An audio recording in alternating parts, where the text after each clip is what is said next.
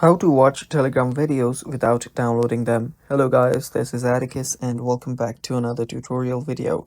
In today's video, I'll teach you guys how you can watch Telegram videos without downloading them. So without any further ado, let's dive right into it. The first step here is you'll need to open up your Telegram and make sure that you're logged in into your account. After that, you can head over to the settings. After you're on your settings, you will there see an option that is called data and storage. Tap on it.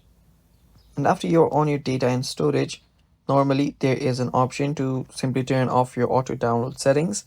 But if you don't find it there, head over to using cellular data, then turn off auto media download.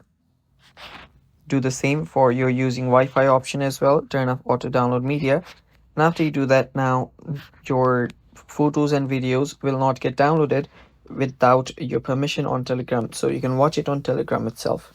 And that's basically it for today's video, guys. Thanks for watching.